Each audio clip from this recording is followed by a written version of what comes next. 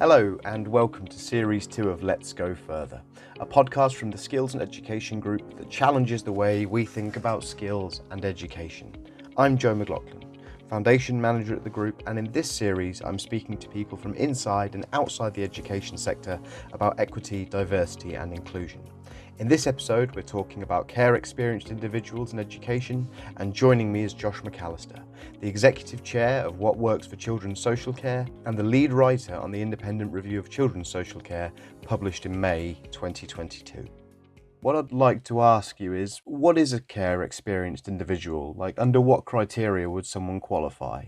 It basically describes somebody who spent a period of their time as a child or a young person below the age of 18, growing up in foster care or residential care. And there's some very specific reasons why someone might be care experienced who doesn't fall into that category, but that's the main category. So basically a young person who spent some of their time growing up in a foster home or in a children's home. How is that background, that kind of where you grow up, likely to affect the educational outcomes of those learners? Well, there's a few things really. So one is when a child comes into care, having left their birth parents, their birth family, because often there's been some really damaging experiences for them growing up, and they've seen, witnessed, or experienced directly things which mean that they've not had a happy or safe childhood. And of course, that has a lasting effect on young people for a long, long time. So sometimes being in care is a proxy for children having suffered a great deal of emotional trauma earlier on in their life. So that's the first thing to consider. The second thing is that the very experience of being in care can, for a lot of young people, result in them not being able to form and have long-term, stable, loving relationships with adults in their life, either because they enter a foster home that isn't quite the right fit for them. It might have meant that they've needed to move quite far away from where they were growing up previously. Or it might be really difficult for them to settle because they don't want a new family. They've already got a family that they've had a difficult relationship with, or because they're living in a children's home where it's staffed by paid members of staff who often do a really fantastic job, but in those circumstances, it's very hard to form a natural, loving bond and relationship.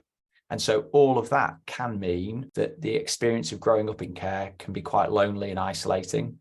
And those lack of lifelong loving relationships makes it harder for you to have a sense of your own identity, have a sense of belonging. And anyone working in education will know that those are kind of foundational ideas for anyone showing up in a classroom or a lecture theatre or a workshop and being able to access education fully.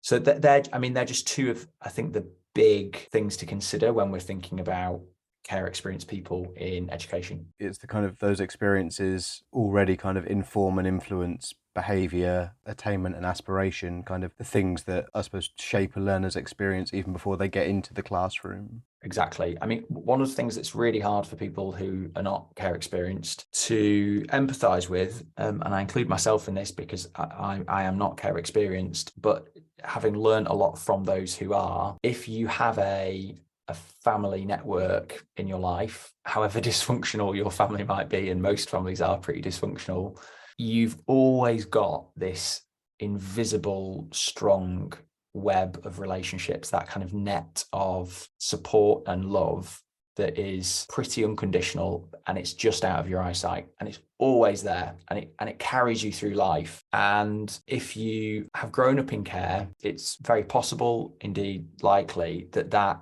web won't be there in the same way and may not be there at all. And I think that missing piece of your identity changes your perception of the world in a fundamental way. Now, that experience means that those who've grown up in care have got something really special to offer the world, and there are incredibly impressive, remarkable human beings that have grown up in care that have gone on to achieve inspiring things. And we can talk a bit about that maybe later on. So this is not a predestined outcome, but because of that life-altering experience of the care system, it can mean that young people have a different perception of risk, different perceptions of relationships, have a need for some of their basic rights and needs to be met that other children and young people take for granted, as they should take for granted, because everybody should have those rights. So I think for those who've not grown up in care, to try and imagine those life-altering changes is really important. If a child in your classroom is living in foster care, it's not just that they're living in foster care. Something's happened for them to end up living in foster care, and that experience of foster care may be very different to normal family life. Are there moments in kind of a life course or a trajectory almost where you can see that perspective playing out? Kind of, are there patterns as kind of care experienced individuals grow where you find that they do certain things that learners who aren't care experienced don't do or do at different rates? Well, I mean, it's very difficult to generalize, but for example, the teenage years where every teenager is learning about who they are and trying to establish their own sense of identity, that very process for someone who's grown up in care might be slightly different, because they're trying to establish and find their own sense of identity when they may not know much about who their mum or dad were. And they might have brothers and sisters that they've not seen for years, not been able to keep in contact with, and might be worried about what their future holds and whether the people they're living with at the moment are always going to be there with them. So teenage years can be really tricky for those that have grown up in care, as can the transition to adulthood, the sort of care cliff, as it's sometimes called, of reaching 18, which actually can, for some young people, feel like it's a care cliff at 17 or 16, where they may end up living in semi-independent or independent accommodation without anyone providing full-time care for them, which is a really bad part of the current care system that we have. So you might be teaching somebody who is 16 and they're living by themselves, fending for themselves, doing a lot of things for and by themselves that other peers in their class don't even need to think about or contend with. So that transition to adulthood can be really tricky. And then one of the things I learned from those who've been in care who are at university is actually the period of time after graduating can be really difficult as well. Lots of effort often goes into supporting those that have been in care at university, but the transition out of university into your first job and into your first flat completely independently by yourself can be a major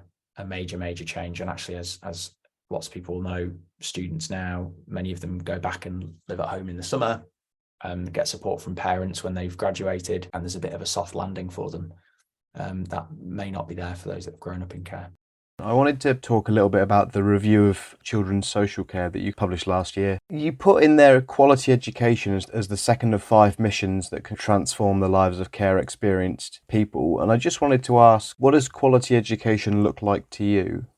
Well, I think a good place to start with this is that 40+% of those that have left care recently, so those that are 19 to 21, 40+% of that group are not in education, employment or training, compared to 12% of all other young people of the same age group, which is a shocking figure and tells us that we're missing out on the potential of so many young people who've got that care experience, who have got so much to offer the world of work, the world of education, whether that be in apprenticeships or at college or at university. So we're missing out on huge potential as a country because so many care experienced people are not being supported into work and into education when they become a young adult.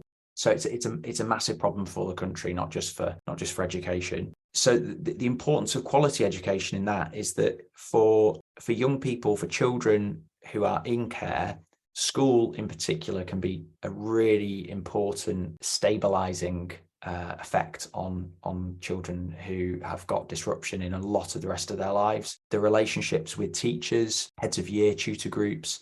I've heard lots of children and care leavers tell me that those relationships were some of the most positive and important to them. In fact, my career started as a teacher and I got interested in this whole area partly because I worked with a group of children who themselves were in care. So the caring, attentive, ambitious teachers, whether in school or college, can be a very grounding, positive effect for those that are in care. Then would you say then that that sort of pastoral work, that personally supportive work that educators do is the kind of the primary part of a quality education when sort of dealing with kind of care experienced learners? Or would you say it's the the essential bit that helps the other stuff to happen. Yeah, it's necessary but not sufficient, right? There should be, alongside that high care, there should also be high ambition. And for those that have grown up in care, and again, I've heard lots of stories of young people growing up in care where their potential is overlooked because their lives have been so disrupted and chaotic for reasons that are not their own fault. And I think it's really important for educators to look past what those experiences might have been, to be able to see what's possible and to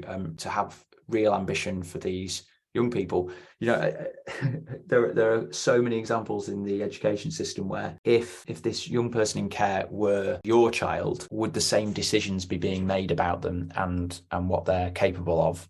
And a great example of that, and it's certainly not the be all and end all of it, but a good example of that is that 7% of children in England go to private school, and only 1% of children in care get access to private school. Now, it won't be right for everybody in care, but my view is that we should have at least the same level of access to those opportunities for those in care as those not in care.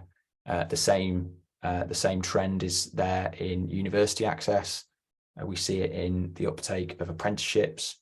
And so what we need in education is for teachers and educators to be incredibly ambitious for those in care, to instill that sense of belief, to provide really great quality instruction and teaching, extra support and care and attention for those in care, so that they have access to education that helps them achieve incredible things in life. And those in care need adults around them who've got that expectation of them, got that belief in them that any other child has.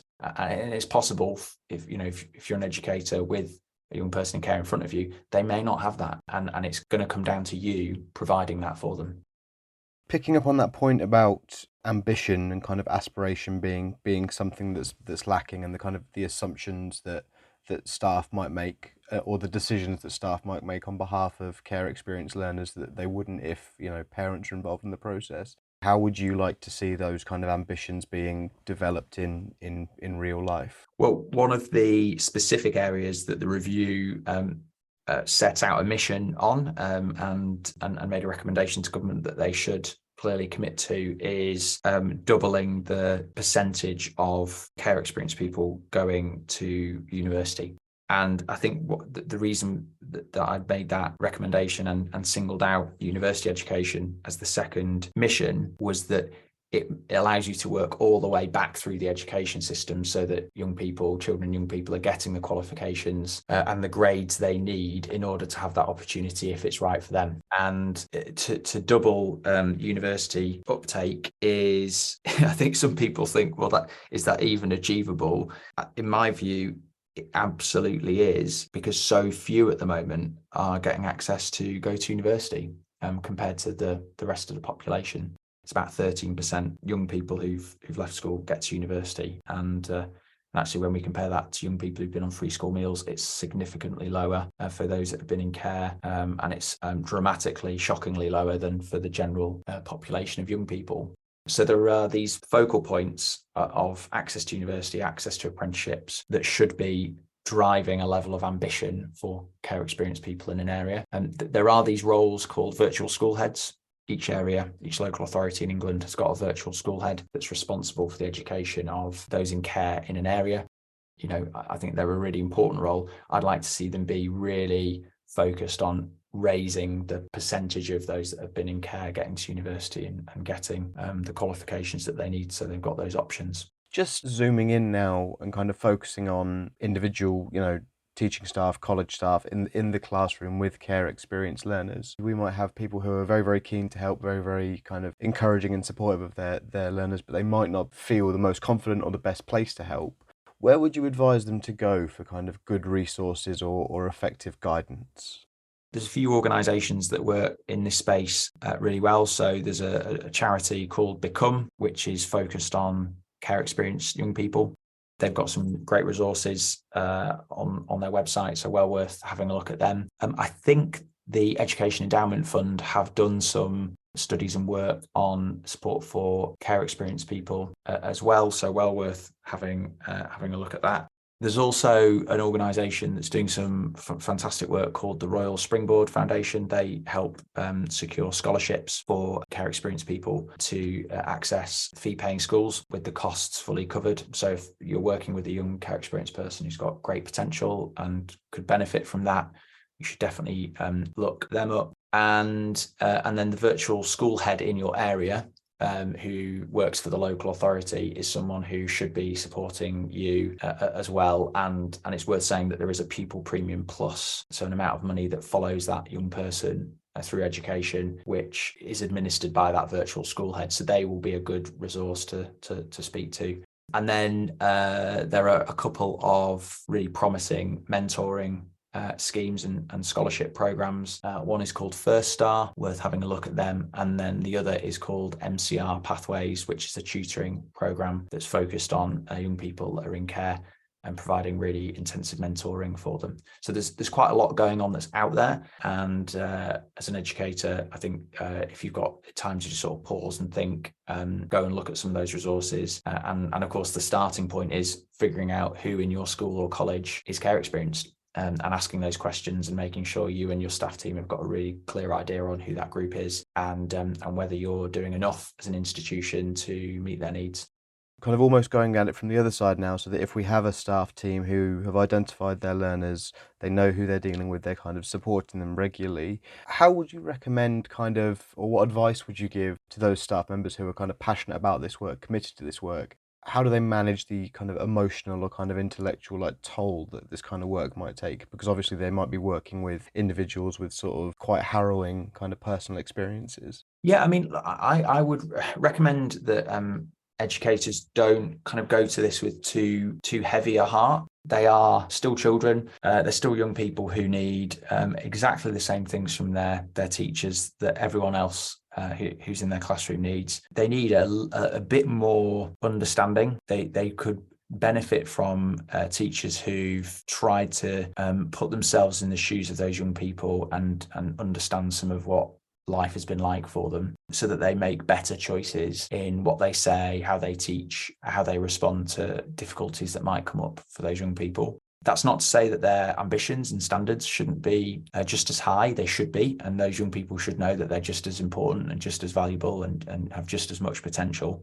But it I think gives a really strong signal to those kids or young people that they've got someone in front of them as an adult who understands and appreciates their experience. And that's something that often doesn't happen. So sometimes these can be quite simple things, but if you want to understand what their world's like, ask them, be interested in their lives, be respectful and appropriate about it, but ask them what life's like, and try and engage with their social worker, their foster carer, then a children's home, go and visit them in the children's home and speak to the children's home manager about how they're getting on with homework after school or after college. Show a level of interest and commitment to them, which is probably higher than you might have for other children in the classroom, given the circumstances that they're in.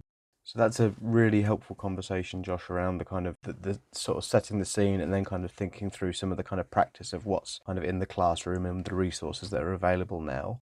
Moving forward and thinking on a slightly grander scale, the review states that, quote, the disadvantage faced by the care experience community should be the civil rights issue of our time. And that struck me as a really kind of evocative and kind of powerful line. I just wondered if you could explain why that is in a little more detail. Yeah, when you look at the outcomes for those that have grown up in care, they are some of the most shocking of any single group in society. 26% of the homeless population have been in care at some point in their lives. 24% of the prison population in England have spent time in care. I think probably most shockingly, you're 70% more likely to die prematurely having grown up in care. And so the experience of care at the moment today is life altering, and the disadvantage that comes with all the things that have led up to the point of being in care, and sometimes the experience of being in care itself, mean that it gives you an experience of life which is very different and disadvantages you from accessing the opportunities that everybody would expect. Now, because of that, when I looked at this with the review, there are a range of different specific measures that we could take, and the review sets out some of those. But even if we took a lot of those, there are still systemic and deep issues that disadvantage the care experience community. And some of those relate to stigma and the way in which policy and decisions are made around those that have grown up in care. So to give you an example, I spoke to a number of young parents who grew up in care who, when Children's Services found out that they were pregnant, or soon to be a dad, that they found that a social worker was doing an assessment on their suitability to be a parent because of their experience of growing up in care. Now, I think some of that in that example comes from a position of wanting to provide support and help to those young people. But the way in which it's done, it doesn't come across like that, and actually is highly stigmatizing. I've spoken to other care experience people who find that they get a boyfriend or a girlfriend and they go to meet their new boyfriend or girlfriend's parents, go around for dinner or pop around the house, and find themselves in a really uncomfortable conversation where their boyfriend or girlfriend's parents is asking what their parents does. And then they say they've grown up in care or foster care. And then there's a whole bunch of ideas that kind of flow into people's heads about, well, is that because they were badly behaved? Is it something that they did? What does it mean about them? Are they broken? And some of these really kind of outdated ideas that just show a complete misunderstanding of the care experience. So for the specific issues of poor outcomes, for the general issues of stigma, and for the huge social injustice that this is the group most disadvantaged of all in society, those reasons taken together mean that we should absolutely recognise the care experience as a protected characteristic. And just following up on that then, what are you hoping that kind of legal protection, similar to, sex or gender or race or sexuality, what will that legal protection offer? Why is it important? Well, for a few reasons, really. One is it forces public services, businesses, employers to proactively think about and plan for how they are meeting the Equality Act as an organisation. So they need to have good data. They need to monitor these things. They need to have conversations as organisations about how they're working with customers or clients or service users or employees who may be care experienced. So a whole kind of wave of questions across organizations that are just not being asked at the moment at all. And secondly, making it a protected characteristic emboldens those same organizations to then take proactive measures to rectify some of the disadvantage that community faces, whether in hiring decisions or in focusing resources for support on that group. And then I think there are wider social benefits that come from recognising care experience inequalities legislation, which would start to shift the public discourse, the public debate about these issues in a way that we've really not seen. I think it would start to make people ask, well, what is care experience? I've not heard about that before. Why is it a protected characteristic? And I think then start to get into some of the conversations that we're having here on the podcast today, which I think would be beneficial for that small but precious community of people that have grown up in care. Finally then, and just to kind of reflect on some of the things that you've mentioned there in terms of care experience, learners experiencing stigma and judgment around when they come to have their own families or when they come to meet partners or, friends of partners, family members of partners, those kinds of things. But what are we losing as a society through that disenfranchisement? And what, I suppose the question is, what would you hope to gain, or what can we gain as a society if we make these sort of switches that you're arguing for? Lem Sissay, the poet who's care experienced, talks about this in the most beautiful way I've heard, in that family is the universal story, right? Every single person has an experience of family, for good or bad. And the messiness of families trying to figure out how they grow up and grow old together through the generations is something everybody is trying to figure out how to do. And the care experience comes from the state stepping in to provide some of that family. And so I think all of us find it quite uncomfortable and difficult to accept that maybe together, when we've done this raising of children through the care system together as a society, when we've not done it as well as we should, that's quite an awkward, uncomfortable truth to sit with. And so there is something that is that speaks volumes about what it says about us as a society if we have a care system that we can be really, really proud of. That when a child needs to enter care, they have around them a community of adults who love them, are going to be there for them no matter what, no matter how old they are. And that the experience is one that is healing and opens up doors of opportunities rather than closes them down. And we're not talking about huge numbers of people here, but as a society, it would speak volumes about us, about the health of our society, if the care system consistently provided that level of love and care and support and opportunity. And, you know, in sort of brass tacks numbers, we're missing out on some just remarkable people. You know, care experience people, they are artists, they get PhDs and become doctors, they are, in some cases, government ministers. So there are remarkable people who've grown up in care, and we're missing out on just some fantastic talent as a country. And it's there to be developed and treasured, really. So we need to do just much more through education and health and housing and everything to guarantee that these young people have got every opportunity to live a good life that anyone else has experienced. Thank you to my guest, Josh MacAlister, and to you for listening. We hope you enjoyed the conversation and that it's got you thinking about the connections between social care, education, and wider society. You can keep up to date with the podcast on social media, follow us on Twitter at Skills Edu Group, or search Skills and Education Group on LinkedIn and Facebook. Do remember to subscribe wherever you receive your podcast, and let's go further together.